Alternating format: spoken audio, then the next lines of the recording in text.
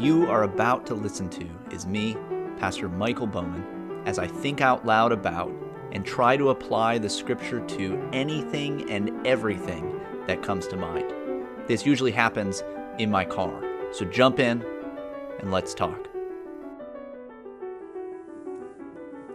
I think it's possible I've talked about this before, but I just had a conversation that reminded me of this idea that I think the way that we should think about our lives should be reformational, not revolutionary. So I think we should have a reformational mindset.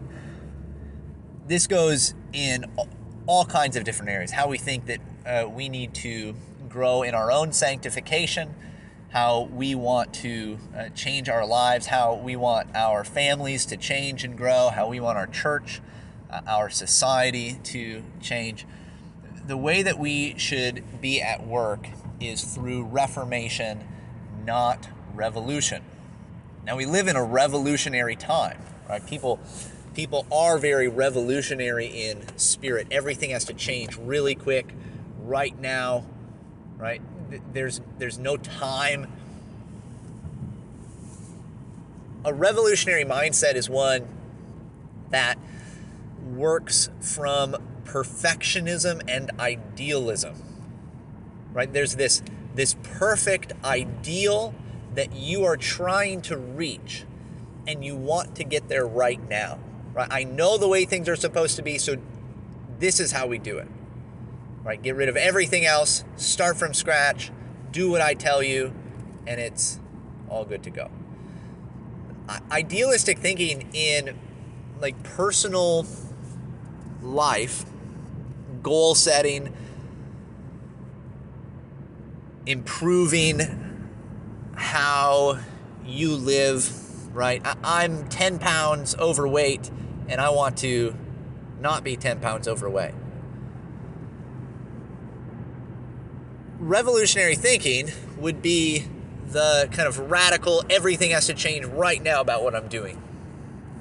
Now, maybe the losing weight is not the best example, because there are times when that might be somewhat necessary in this area.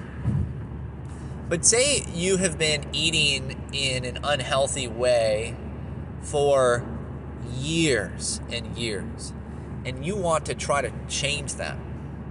Well, the best way to change it is probably not to say, I'm going 100% vegetarian.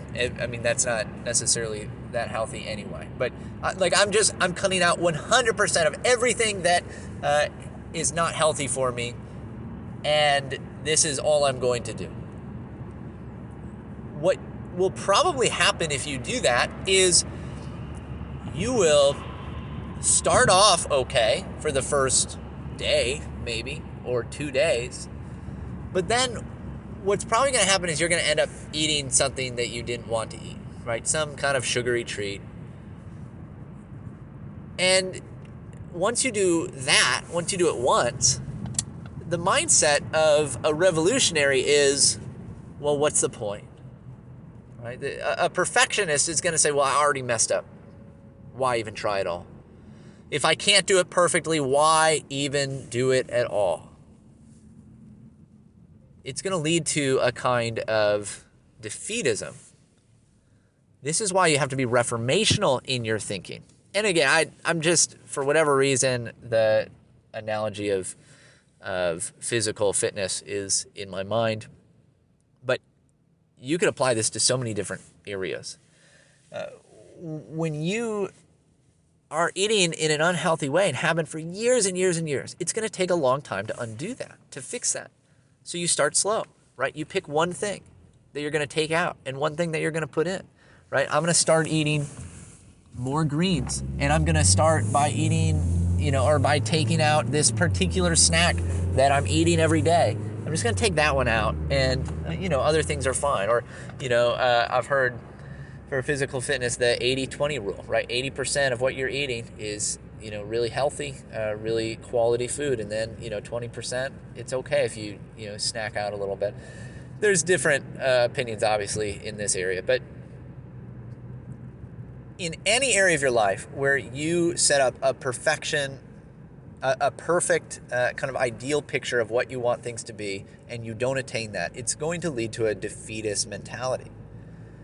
But if you have a reformational mindset, your mindset is not, well, I have to be here tomorrow. I have to fix everything right now. I've got to change everything about my life. Your mindset is going to be, all right, today, I'm just going to do a little bit more. And tomorrow, I'm just going to do a little bit more. And you're going to keep adding to that, right? So, this year, I've made my marriage a total mess. Well, I know I can't fix it overnight. So this year, I'm just going to try to be better about talking with my spouse. We're just going to talk an extra 10 minutes a day. Just a little extra. I'm just going to go out of my way. I'm just going to try to say 3 encouraging things to my spouse every week, right? That I normally wouldn't. I'm just going to try to go out of my way to come up with 3 encouragements that I'm going to give to them. Well, I'm just going to pray just for 5 minutes. 5 minutes a day for my spouse, right? There are so many of these little changes that you can make. And what happens is discipline begets discipline. And the more that you do those things, the easier it's going to be to add more to your plate. The healthier that you eat in these little increments, the better it's going to, or the easier it's going to be for you to eat healthy in other areas. It's these kind of slow incremental changes that are going to be lasting and long-term. So don't think like a revolutionary. Well, I have to upend the system. I have to change everything overnight. Because that only leads to destruction and defeat, right? That does not last. If you want lasting change in your life, if you want to see a lasting impact of your decisions in your personal life, in your family life, in your church, in your society, that comes through careful, slow, intentional, reformational thinking. Hey guys, I hope this has been helpful for you. If it has been, go ahead and rate it, review it, or share it with a friend, especially if you're in La Crosse, Wisconsin, or the surrounding areas. That helps me expand the audience and hopefully increase the impact of these ideas. If you have any questions, thoughts, or concerns on anything that I just talked about, you can reach me at pastormichaeljbowman@gmail.com. You can find more content from me, as well as information about the church that I pastor at ccc-pca.org.